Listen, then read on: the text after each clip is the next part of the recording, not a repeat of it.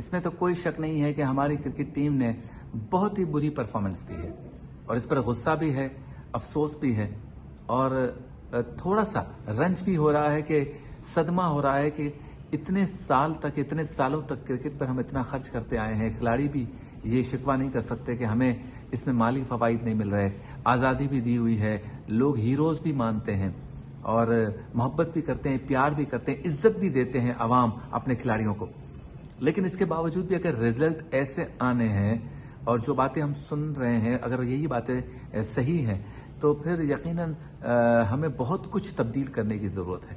اور اچھی تنقید کرنی چاہیے. بہتر تنقید اصلاح کی نیت سے کرنی چاہیے اور دوبارہ ریفارمز لا کر اس ادارے کو، اس ٹیم کو بہتر بنانا چاہیے. ورنہ اس کا حال بھی ہاکی جیسا ہوگا کہ اس پہ توجہ شروع میں نہیں دی گئی، اس کی خرابیوں پہ توجہ نہیں دی گئی تو چیزیں جو ہیں خراب ہو گئی.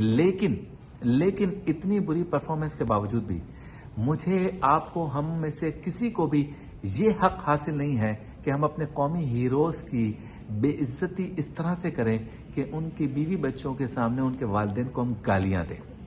ہماری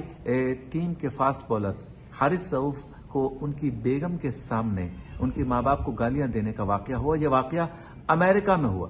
جس سے متعلق لوگ کہتے ہیں کہ وہاں پر اخلاقیات جو ہے وہ کافی عروج پر ہیں، اخلاقیات کا وہ درس بھی دیتے ہیں، اخلاقی قدریں بہت عروج پر ہیں اور اس معاشرے کے بارے میں کہا جاتا ہے کہ وہاں کے ٹرین، وہاں کے رہنے والے، وہاں کے تربیت یافتہ، وہاں کی تعلیم کو سامنے رکھتے ہوئے لوگ بہت خیال رکھتے ہیں ان چیزوں کا. لیکن اسی ملک میں ہوا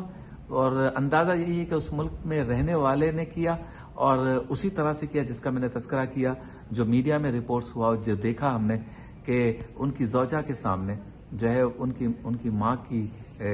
جو ہے نا وہ بے عزتی کی گئی یا نام لے کر گالی دی گئی یا نازیبا الفاظ استعمال کیے گئے. اس کا کوئی حق نہیں ہے. کوئی کھلاڑی ہو